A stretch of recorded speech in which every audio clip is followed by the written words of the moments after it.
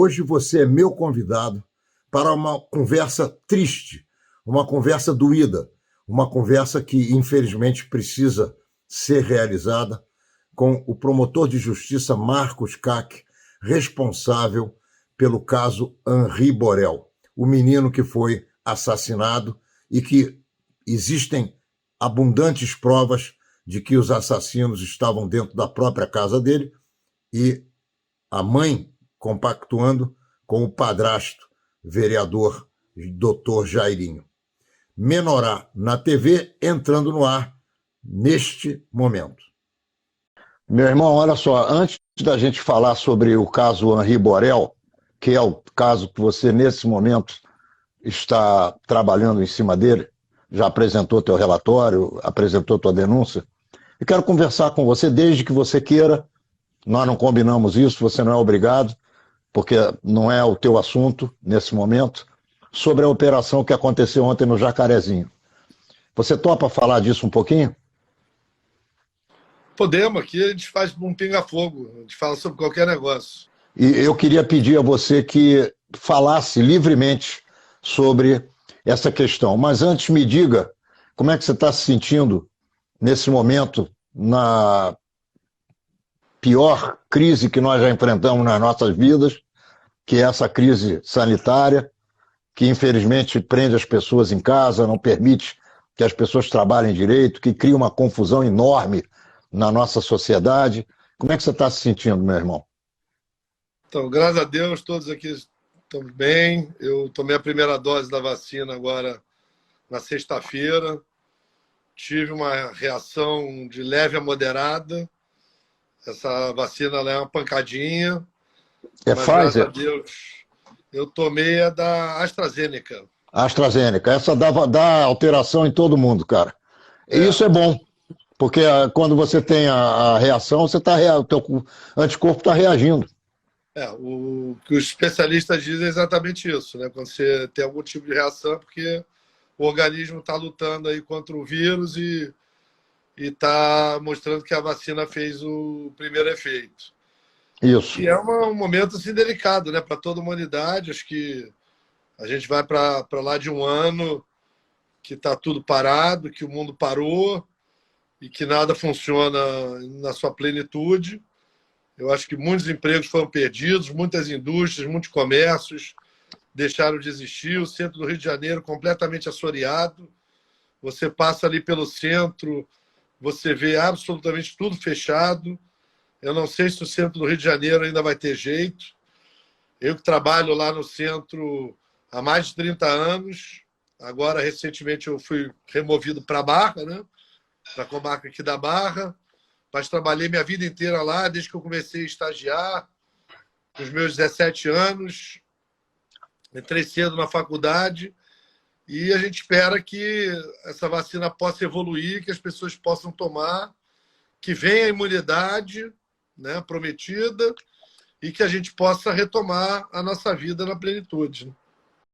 Muito bem, vamos lá. Fala um pouquinho para a gente da operação do Jacarezinho, qual a tua avaliação, o que você acha disso, o que você sente, o que você pensa, e como é que você reagiria em relação ao que pode estar passando na cabeça da maioria absoluta do povo carioca? Então, para a gente fazer qualquer tipo de comentário sobre a Operação Jacarezinho, a gente tem que fazer um apanhado sobre o que é o sistema jurídico penal brasileiro nos últimos 30 anos, né? Eu acho que pelo menos uma pincelada nesse tema é necessário. O Brasil vem numa opção legislativa há 30 anos, uma opção pelo garantismo, né?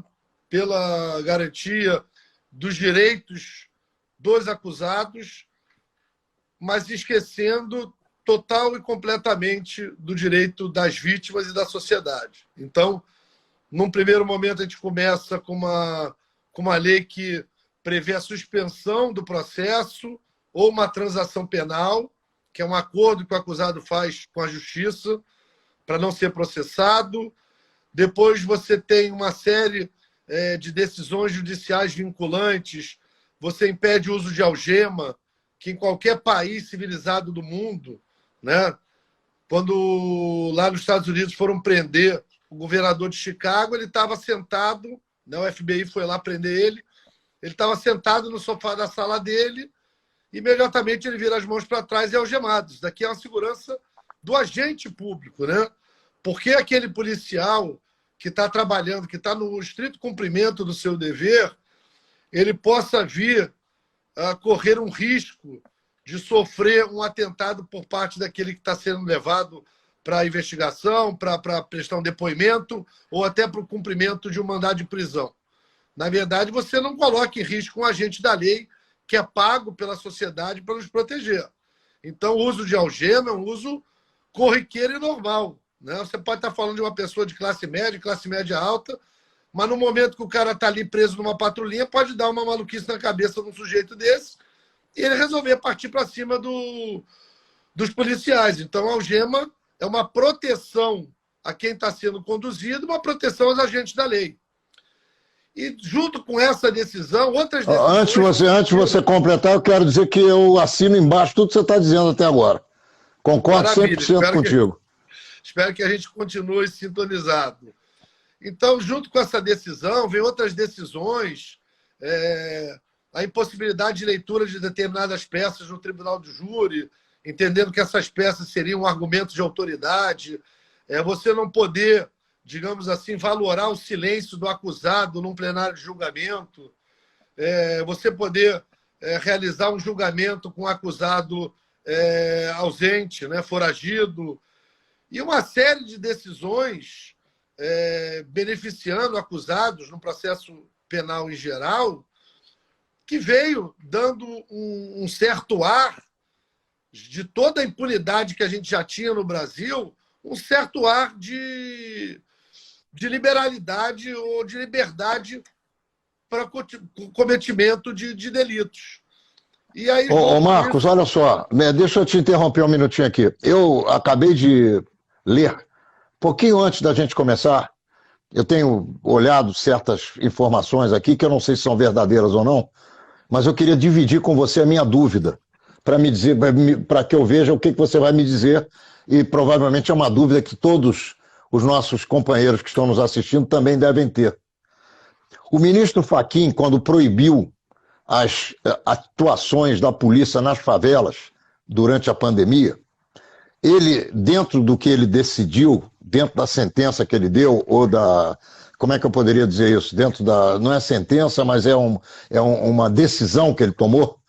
Ele disse que o Ministério Público tinha que ser previamente informado das ações policiais nas favelas. E hoje, nós sabemos, pela informação que chega, que eu não sei se é verdadeiro ou não, eu gostaria de ouvir o que você pensa disso, você também provavelmente não sabe, não vai poder carimbar se é verdade ou se não é, mas que foram encontradas peças da decisão da polícia enviada ao Ministério Público dentro da favela, em alguma casa de alguém que foi vasculhado nessa operação. Se isso é verdade, meu irmão, nós estamos vivendo uma bagunça, uma balbúrdia, em que não há possibilidade de se confiar em ninguém. Então a gente vem fazendo uma opção legislativa muito ruim nesses últimos 30 anos, né? É uma opção única e exclusivamente pelo direito do acusado, esquecendo por total e completo o direito das vítimas e o direito da sociedade de ser livre, de andar e caminhar de forma livre nesse Brasil afora. Eu lembro um vídeo que circulou agora na internet essa semana, em plena praia de Copacabana, na Avenida Atlântica. O vídeo diz que são 4 horas da manhã. 2 cidadãos chegam por trás de um terceiro que estava caminhando, dão uma banda nessa pessoa, esse cara cai de cabeça no chão, basicamente desacordado. Esses 2 meliantes, eles roubam todos os pertences desse rapaz. Ele ainda esboça algum tipo de reação, dá a ver que a batida na cabeça, graças a Deus, não foi tão forte, e eles se evadem com o produto do roubo provavelmente celular, carteira e alguma outra coisa que ele pudesse ter no bolso. E aí eu vi em grupos, né, chats de 200 e poucas pessoas, colegas defendendo que o cara estava errado de andar 4 horas da manhã na Avenida Atlântica. Ou o cara é um bandido, ou o cara era um drogado à procura de drogas. Quer dizer, as pessoas já estão começando a achar normal você não ter o direito de ir e vir numa área nobre da cidade, próximo ao Hotel Copacabana Palace, que é um ícone da cidade do Rio de Janeiro, do sujeito não poder, tivesse ele bêbado ou drogado, ou o que fosse, não estava fazendo mal a ninguém. Do sujeito não poder estar caminhando ali no calçadão da Avenida Atlântica. Quer dizer, a gente começou a achar isso normal. E aí, não, o que acontece é que nós estamos vivendo a era do poste mijando no cachorro. A coisa é mais ou menos por aí. E aí a gente chega a decisões judiciais, né, que passam a ser fomentadores de políticas públicas de segurança, impedindo a Polícia Civil de realizar operações em comunidades, e também chegou-se um momento a impedir o apoio dos helicópteros. O apoio aéreo sempre é muito importante, porque ele que tira a igualdade de armas entre a polícia invadindo uma comunidade e os bandidos atirando. É dali de cima que você tem uma possibilidade de desigualar essa força, esse poderio bélico, e a gente está achando tudo muito normal. Então, a grande questão é que a nossa representatividade legislativa ela é muito ruim, né? Ela é muito ruim. Nós temos uma representatividade que não é efetivamente o voto popular, porque você tem o coeficiente eleitoral. Então, um determinado candidato que tem uma votação expressiva, ele leva 2, 3, 4 candidatos com votação completamente nulas, como foi Jean Willis na primeira eleição dele, é um zero à esquerda. E a gente tem uma representatividade legislativa muito ruim. E a representatividade que lá está no Congresso fica se batendo, né? Porque os agentes de polícia eles podem ser eleitos, o Ministério Público e a magistratura não. Ou você pede para sair e coloca o seu nome a um cargo eletivo, ou você sequer pode concorrer. E aí há uma picuinha, mas que nunca foi da minha parte. Eu sempre fui amigo da polícia, eu sempre trabalhei em conjunto com a polícia. Todas as operações que eu fiz tiveram a intensa e imprescindível participação da polícia. Eu acho que sem a polícia o Ministério Público não vai chegar a lugar nenhum. Como eu acho também que sem o Ministério Público a polícia também não chega a lugar nenhum. Então, os atores do processo eles têm que estar despidos de vaidade, despidos de ego e têm que trabalhar em conjunto. Então, tem algumas proposições legislativas na atualidade que procuram cercear, né, digamos assim, a liberdade que tem o membro do Ministério Público e da magistratura no seu opinar, no seu decidir, e também tem alguns que querem caçar a possibilidade do Ministério Público, conjuntamente ou separado com a polícia, proceder a investigações penais. Todas essas legislações elas só servem à bandidagem, elas não servem à sociedade e não servem, né, ao cidadão de bem. E nisso a gente culmina com a operação do Jacarezinho. O que essa opção legislativa de 30 anos, o que essas decisões judiciais que vieram cerceando o trabalho da polícia fizeram aqui no estado do Rio de Janeiro? Elas armaram ainda mais as comunidades. Existem comunidades extremamente armadas, é um poderio bélico, é um poderio encontrado em Beirute, em Teherã, no Irã, nas forças de segurança de Israel, na Síria, no Oriente Médio, em todos os cantos. É um poderio de armas .30, .40, .50, metralhadoras, bazucas. E, obviamente, que quando você chega numa determinada comunidade, o bandido tem duas opções. Ou ele resolve enfrentar a polícia, ou ele resolve se render, né? Muitos estão falando aí de chacina, de morte sem nenhum tipo de reação. E, na verdade, você vê que o próprio chefe do Jacarezinho ele foi preso, ele se rendeu, né? O chefe do Jacarezinho, se a polícia tivesse ido lá tão somente para matar, eles teriam matado o chefe, o 01. e o 01 se rendeu. Então, já existem drones, né, que a polícia utilizou nessa operação, mostrando o poderio que esses marginais estavam portando, né, fuzis, FAL, parafal e toda sorte de armamento. E assim bala de canhão, meu irmão, bala de canhão, bala de canhão. É inacreditável isso. Como é que isso passa por aqui e entra numa favela? É inacreditável um negócio desse, cara. Ela é recebida a bala, vindo ocasionar a morte de um valoroso membro da Polícia Civil. Então, assim, ninguém vai regozijar uma operação dessa, né? Eu não vou chegar aqui e dizer que é isso mesmo, que bandido bom é bandido morto. Esse nunca foi e nunca será o meu discurso. Acho que bandido bom é bandido preso, devidamente julgado e cumprindo pena. Mas eu não posso ser alheio à realidade que a gente vive no Rio de Janeiro e nenhuma outra cidade do mundo, né? Você compara o Rio de Janeiro com a época do Escobar na Colômbia e você compara com o narcotráfico de guerrilha que foi instalado na cidade do México e adjacências. Nenhuma outra cidade do Rio de Janeiro a polícia tem que enfrentar um armamento bélico desse jaez, desse peso, e não pode ser com flores que você vai responder a essa injusta agressão dos bandidos. Então, eu não vou regozijar, não vou dizer que achei... eu acho que qualquer ser humano, né, minimamente decente lamenta essas mortes, lamenta a opção que esses garotos têm feito pelo tráfico e pela vida fácil. Essa também é uma opção porque a legislação está cada vez mais frouxa. O rapaz ele é preso, 6 meses depois ele volta lá para a comunidade e está traficando de novo. Só que eu não posso concordar que a polícia seja recebida a bala e ela não possa reagir. Eu acho que existe... Ô Marcos, pode terminar, desculpa. Complementar. Existe no Código Penal uma figura que se chama legítima defesa, né? E quando você age em legítima defesa, essa morte ela é uma morte justificada.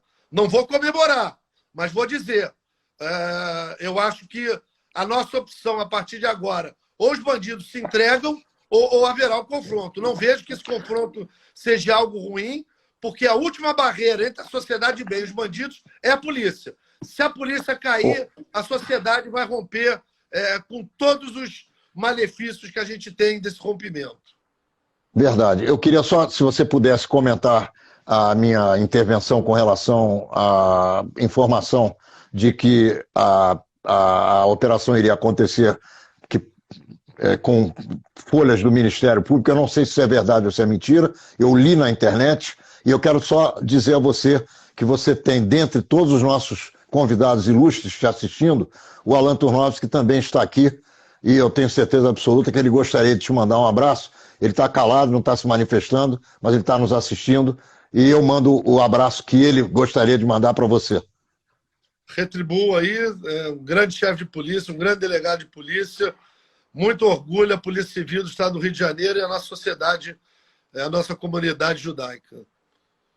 Em relação à sua pergunta, eu tive a informação de que foi realmente apreendido documentos do Ministério Público na operação. Essa operação ela estava sob sigilo até um determinado ponto. O magistrado que determinou a realização da operação, ele retirou esse sigilo e hoje nós sabemos que tudo que entra no sistema, os advogados passam a ter informação. Então, não posso opinar quanto à operação. Entendi. Eu não conheço nada do processo, mas talvez fosse o caso da gente pensar, né, no próprio caso que a gente vai tratar já do Henri, quando a gente foi fazer a prisão temporária, a gente sequer colocou no sistema.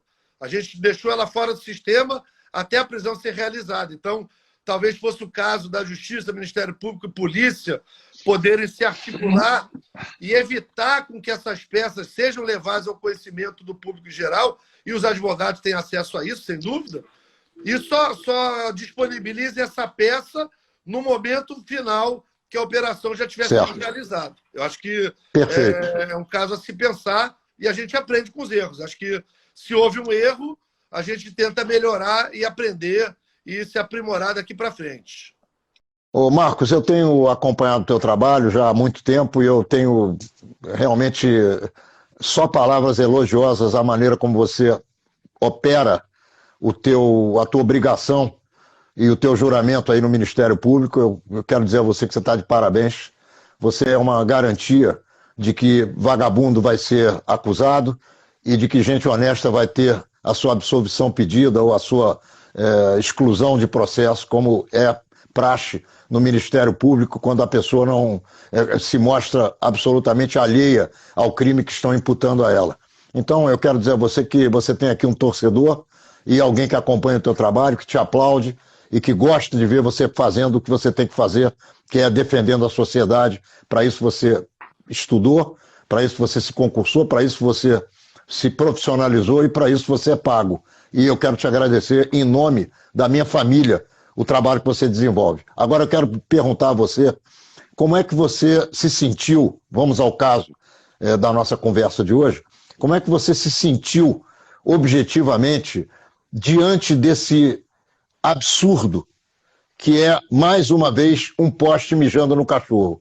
Um homem barbado batendo numa criança até matá-la, que não era filho dele, mesmo que fosse, não poderia fazê-lo, ninguém pode tirar a vida de ninguém.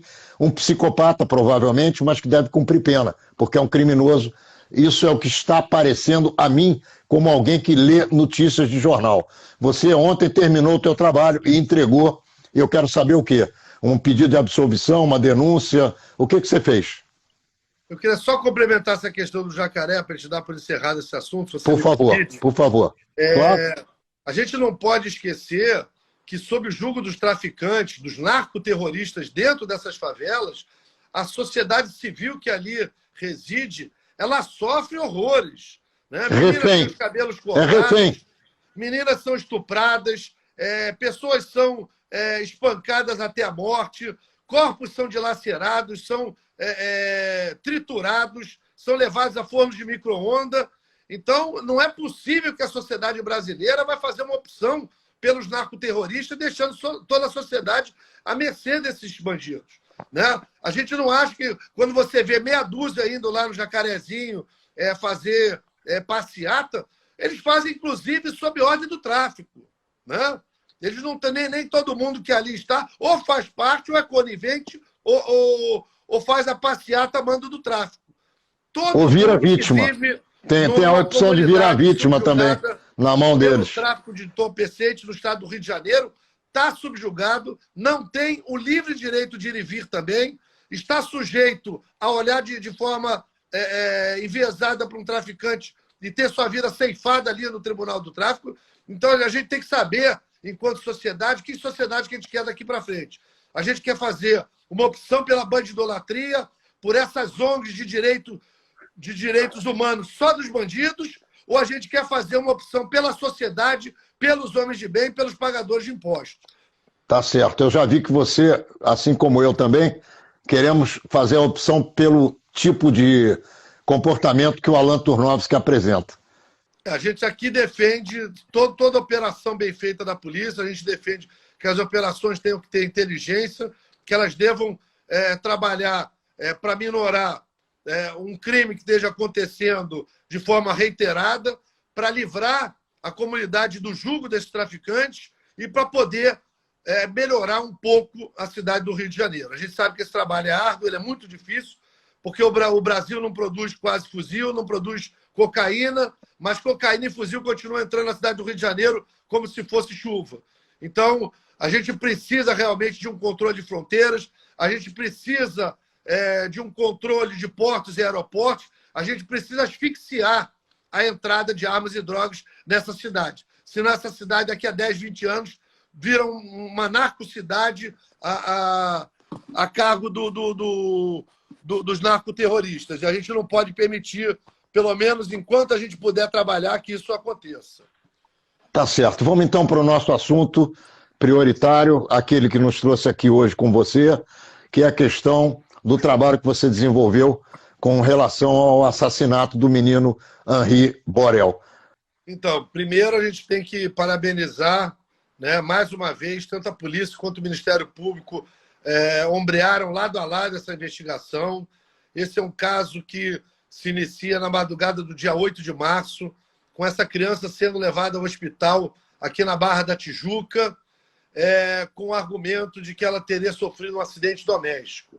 Essa hipótese de acidente ela é inicialmente descartada pelos próprios médicos do nosocômio, que vislumbram ali no corpo da criança algumas manchas arroxeadas e que elas não conseguem dar um laudo de óbito naquele momento, sendo necessário que esse corpo seja levado ao Instituto Médico Legal para a realização de uma perícia médico-legal.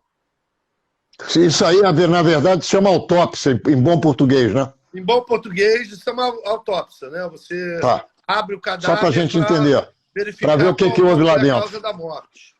E aí, você imagina, o garoto sofreu, apanhou em vida e apanhou na morte também. Isso é uma tristeza, né, que todos nós carregamos. Eu, ainda mais que trabalhei durante 60 dias nesse caso, mas os nossos dias não são feitos só de sol, né?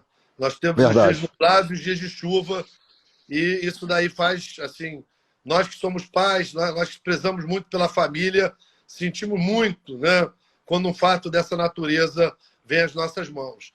E aí esse garoto é levado ao Instituto Médico Legal e a perícia aponta, né, uma série de lesões, inclusive lesões internas, né, lesões em rins, pulmão e uma lesão significativa no hepato. E essa morte ela é atestada como uma morte violenta, né? É descartado. Hepato seria fígado, é isso? Seria no fígado, né? Uma laceração hepática, que é uma laceração de fígado. Uma laceração contundente no fígado, que é uma laceração que a perícia pôde descrever que não consegue assistir uma laceração dessa nem em acidentes automobilísticos. Tá? Nem acidentes automobilísticos que envolvem crianças dessa idade, a perícia atesta esse tipo de lesão. E, a partir daí, tanto a polícia quanto o Ministério Público passam a descartar essa hipótese do acidente e a trabalhar com fato criminoso. Né? E aí, o que se seguiu foram inúmeras horas de depoimentos, de laudos periciais e de juntada de documentos ao processo, né? Na verdade, se trata de um procedimento administrativo, para que pudesse comprovar a hipótese do crime de homicídio. Então, nós trabalhamos incessantemente durante 60 dias, né? Foram colhidos mais de 32 depoimentos foram refeitos, depoimentos que duraram 14, 16, 17 horas. O delegado de polícia, o doutor Henrique Damasceno, incansável na colheita desses depoimentos, me posicionava em tempo real, a gente ficava falando madrugada fora. No dia seguinte, a gente já estava de manhã acordado, trocando ideias sobre uma série de questões atinentes ao caso, e a gente foi enriquecendo esse acervo probatório até que, na data de quinta-feira, né, dessa semana, quinta-feira foi dia 6 de maio, o Ministério Público apresenta uma denúncia formal contra os ora investigados Jairo e Monique, e depois do recebimento da denúncia, eles passam a ter a qualidade de denunciados ou réus, ou até de acusados. E essa denúncia foi formulada na manhã de quinta-feira, com base em todo esse acervo probatório, que foi um acervo extremamente robusto, provas produzidas em todos os contextos, tanto documental como testemunhal, quanto pericial. Você tem provas ali contundentes. Eu quero pedir a você uma coisa. Quero pedir a você uma gentileza. Eu tenho certeza que você pode fazer isso. Se não puder, você vai me dizer. Eu acho que sim. Você pode dizer para a gente o que aconteceu na tua ótica? Então, quando você fecha os olhos, qual é a história que você vê? Isso é que eu queria que você contasse para a gente. Termina o teu raciocínio e depois me faz esse favor. Fecha os olhos e conta para a gente o que você viu acontecer nesse crime que você escreveu na tua decisão. Então, aí a gente apresenta a denúncia, né, na manhã do dia 6 de maio, quinta-feira passada, requer que fosse decretada a prisão preventiva dos acusados, porque embaraçaram a investigação, porque cercearam e amedrontaram testemunhas, porque estavam prontos para fugir em local diverso daqueles que eles tinham declinado a residem policial. Denúncia que foi plenamente acatada na manhã de sexta-feira pela Justiça e a prisão foi devidamente decretada, né? O que ocorreu naquela fatídica noite de 7 de março para madrugada de 8 de março de 2021 naquele apartamento. A criança sofreu uma série de agressões essas que, por sua natureza e sede, foram a causa única e eficiente da morte desse menino, né? Esse menino ele vinha sofrendo bastante, a mãe fechava os olhos contra essas agressões, a mãe, basicamente, ela cobrava uma vida de luxo, toda vez que o menino era agredido, ela queria fazer um arte shopping, ela queria fazer uma despesa, ela queria que o Correio pagasse alguma despesa para ela, e, na verdade, ela fecha os olhos, ela se omite no seu dever legal de agir e de impedir o resultado. E aí essa criança sofreu bastante, né, durante todo esse período que durou esse relacionamento da mãe com o Correio, e nessa fatídica noite ele foi brutalmente espancado, levando ele a óbito. Ô Marcos, olha só, eu vou ao banheiro porque eu estou com dor de barriga. Eu mato uma criança por que motivo? Porque ele fez xixi na cama, porque ele gritou. O que esses depoimentos chegaram à conclusão? Por que esse camarada matou essa criança? Então, essas questões são sempre muito complicadas de você falar. Você conseguir imaginar que uma pessoa de classe média alta... Um parlamentar, cara, um vereador eleito pelo povo para defender a população. Um representante da Câmara de Vereadores do Rio de Janeiro, na sua 5ª legislatura, que tinha uma vida cômoda, que tinha uma vida confortável. Você poder entender o que passa na cabeça dessas pessoas é muito complicado. Você tem que pintar um outro quadro, né? Você tem que regredir, talvez, a infância dessas pessoas, o que de efetivo possa ter feito com que ele, num determinado momento da vida, tivesse esse caráter desviante e passasse a ter um comportamento completamente fora do esperado. Então, é muito difícil você se colocar nessa posição, é muito difícil você aceitar que um adulto possa espancar uma criança até a morte, é muito difícil você entender que um adulto queira efetivamente matar uma criança por um motivo torpe, por um motivo completamente despropositado, um motivo... Ele não chegou a confessar o crime, não, né? Ainda não. Sempre há tempo, né? Ele vai ser ouvido no sem dúvida. Judicial, sempre há tempo de se contar a verdade. Então, isso foge à normalidade, né? A gente entende que traficante se matando por território, você entende qual é o móvel, você entende que soldado se matando numa guerra, você entende qual é o móvel, você entende uma pessoa se defender de uma agressão injusta, como a gente bem aqui falava do Jacarezinho, agora você não entende como pode uma criança tão linda, uma criança tão pequena, uma criança tão cheia de vida, ter a sua vida ceifada de forma tão prematura por um desídio completamente inexcusável e inalienável aqui. Olha só, uma das coisas que me ocorre e que me dá curiosidade, e que talvez as pessoas tenham esquecido, seria o que é que o pai desse menino, Henri Borel, declarou à polícia. Qual é o depoimento de um pai de uma criança que é assassinada por um camarada dessa natureza? O que ele diz lá? Eu acho que no primeiro momento ele estava meio que anestesiado, não estava ainda se dando conta da gravidade dos fatos, ele ainda acreditava que pudesse ter sido um acidente, efetivamente.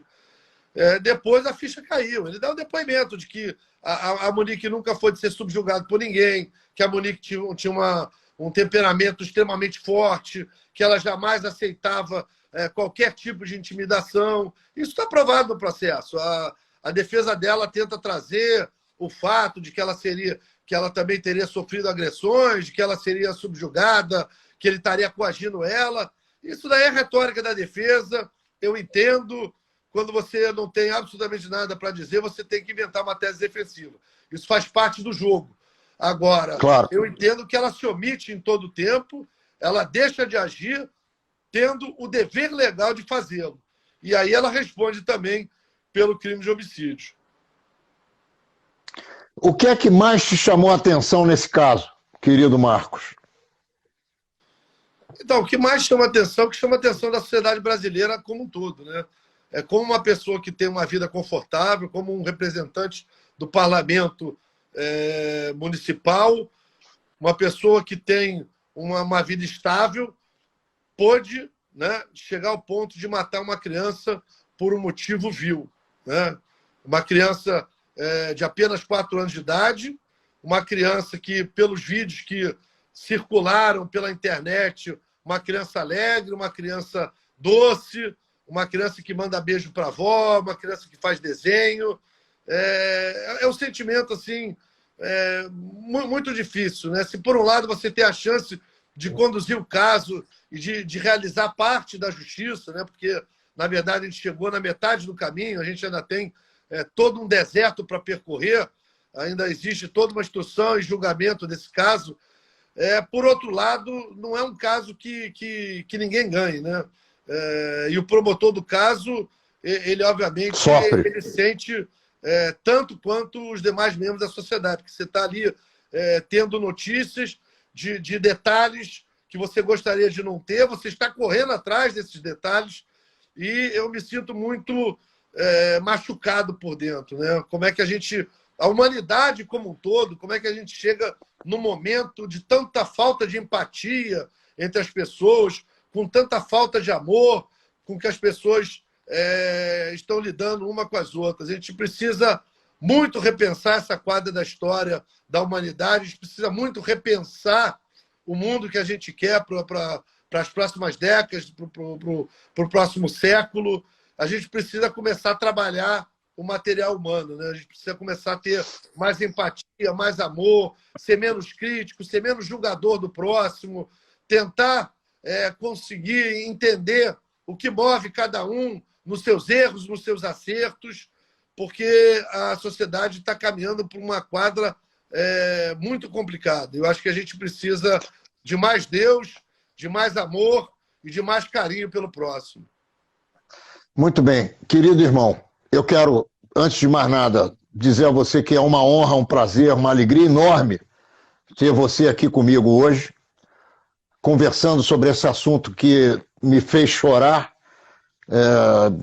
Tive lágrimas aqui, me colocando no lugar de uma criança indefesa, apanhando de alguém sem a menor condição de reação, e que sofre na vida porque apanha e sofre na morte porque tem o corpo retalhado e recosturado para poder se chegar a uma conclusão do que aconteceu efetivamente com aquela matéria física.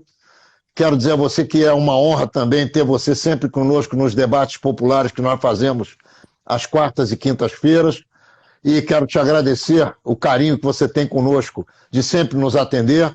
Quero dizer a você que nós estamos aqui sempre à tua disposição, que os nossos veículos de comunicação são todos seus. Você pode divulgar o que você desejar através do nosso trabalho. Estamos sempre prontos a abrir todas as nossas portas a você. Quero dizer a você que rezo para que o Deus de Israel, o Senhor dos Exércitos, esteja sempre ao teu lado, dentro do teu coração, na tua cabeça e no teu punho, quando você estiver declarando as sentenças e os documentos que você precisa fazer e assinar. E quero oferecer a você o tempo que você precisar para dizer o que você quiser. Muito obrigado pela tua presença aqui e um grande abraço para você, meu irmão. Então, Ronaldo, é sempre um prazer poder atender, é sempre um prazer poder participar dos diversos canais que você fomenta a discussão, o debate, né? É sempre bom você ter aí lá no debate vários pontos de vista, pessoas que pensam de forma igual, com pontos de vista semelhantes, pessoas que têm pontos de vista diferentes. E eu acho que a sociedade brasileira precisa de menos dicotomia e de mais empatia, né? Eu acho que nessa quadra da história A gente está aqui, eu já estou com 25 anos de Ministério Público, eu não comecei ontem, eu tenho mais passado do que futuro. Obviamente que todo esse tempo destinados à instituição, eles cansam, né? Eles trazem um esgotamento emocional muito grande. Foram várias e várias operações ao longo desses 25 anos, foram vários e vários processos complicados, né? Várias mortes que a gente não consegue entender, a morte do Dr. Sendas, a ONG de Copacabana, que foram uns franceses decapitados, diversas mortes de tráfico de entorpecentes, de milícia, discussão de bar, marido e mulher, mulher e marido, enfim, a gente que devia estar calejado com a maldade humana, sempre tem um pontinho para poder se surpreender com alguma conduta que eventualmente possa fugir dessa curva, né? Se é que existe uma curva de normalidade nesse comportamento desviante. E eu só quero agradecer a presença de todos aqueles que puderam nos assistir, que estão conosco aí nessa live esse tempo todo, já são 44 minutos de live. Agradecer a presença de todos e me colocar sempre à disposição, né? Obviamente, no que a gente puder contribuir para o debate, e colocar os meus canais também à disposição dos ouvintes para qualquer dúvida, qualquer intercessão que eles pretendam fazer. E agradecer a você, te dar um beijo no coração, fique com Deus, bom sábado, Shavuot. Menorá na TV entrando no ar mais uma vez na quinta-feira que vem, às 10 horas da noite, pelo canal 6 da NET Rio, e também em todos os horários e datas que você já se acostumou a nos assistir em repetição e que você confere aqui embaixo da telinha. Até lá!